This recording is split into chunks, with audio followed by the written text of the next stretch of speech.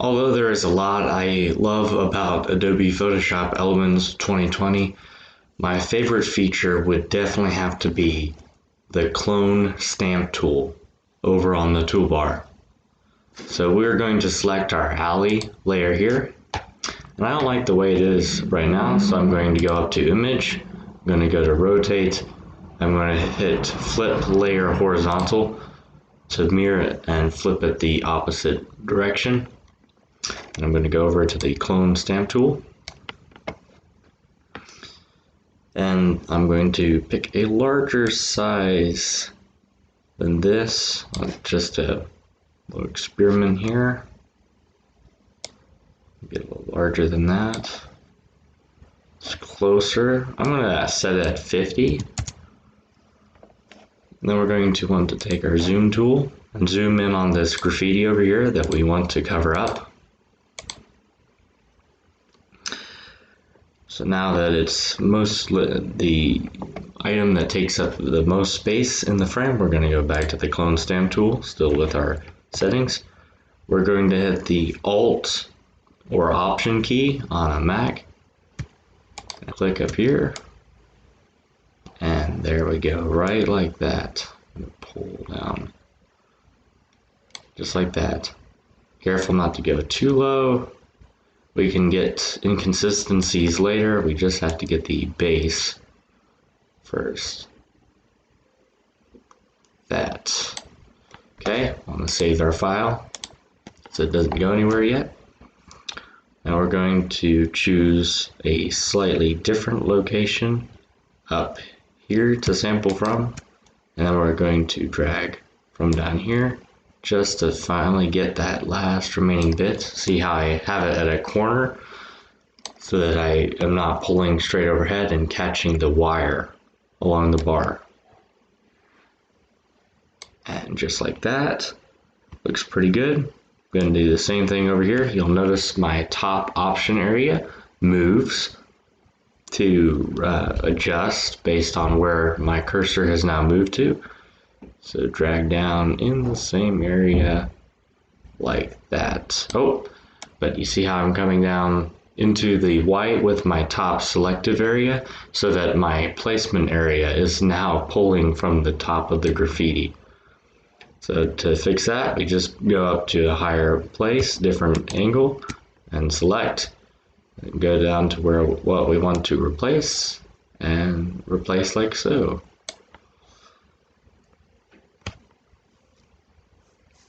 Now we're going to change our cursor size. I'm going to shrink it dramatically, about right there at 20. That's about what we'll need to cover this. We'll select from a different area, like this, and we'll start at the top and work our way down. I'm going to come in to the box a little further so that I can get the bottom of the graffiti there. And we just do the same thing another time. Make sure we're dragging smoothly all the way down. Just one more touch. And you'll see how that already looks much better than it was. We're going to try to fix some of our problem area down here. We're going to adjust it up to 30. To get this little corner, you can see there's some repetition there we want to catch. So we're going to hit Alt, select, going to come down, pull right from there, right down into that, like that. And voila! Nice looking side of the building there. I'm going to come down, actually let's catch this up here first, the side of the bar next to the wire. We're going to select right there, and we're going to start placing up like that, ever so carefully, remembering that we can come back and get another swipe if we don't get it all the first time. Now that's fixed. Come down a little further. We're going to want to get this here. Do this, I'm going to pull down from this brick area into the red part of the graffiti, and I'm going to pull from that across the rest of the graffiti. I'm going to select here, I'm going to select down to this, We're going to pull across just a little bit. And like that. See how we're catching the bottom of the sign with our top selective area? We'll come back and fix that later by selecting this segment here and then starting over here.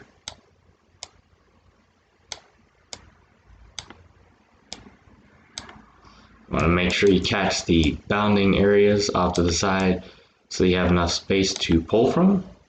I'm going to select right here again. Going to pull across very carefully. Just like that. Remembering I can do multiple strokes. Now we're catching that the top of that sign again. Just go up, readjust from elsewhere.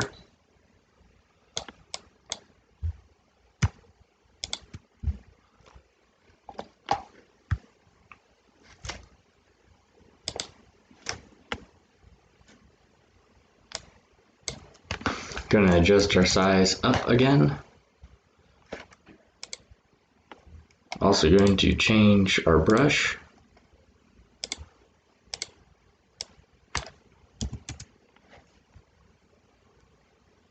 About right there, select.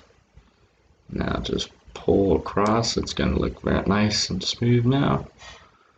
Oh, just like that. Pull from the lower area, like here.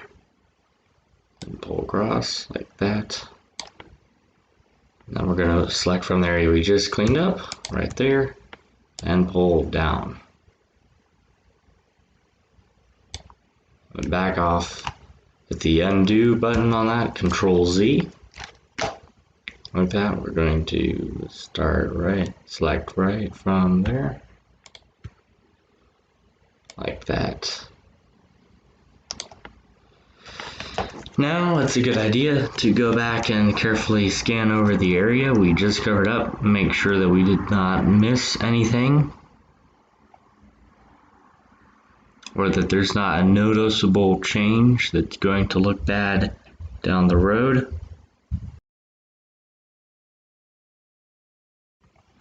Just going to fix this spot right there, like that. One click will do it, no dragging this time.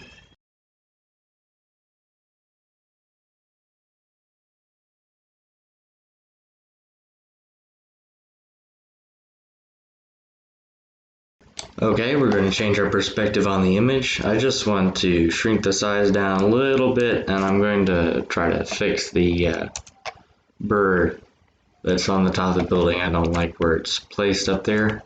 So we'll go to our zoom tool temporarily, just zoom in a little further there. Just like that. Down to the level of pixels. Go back to the clone stamp tool. Select from right there.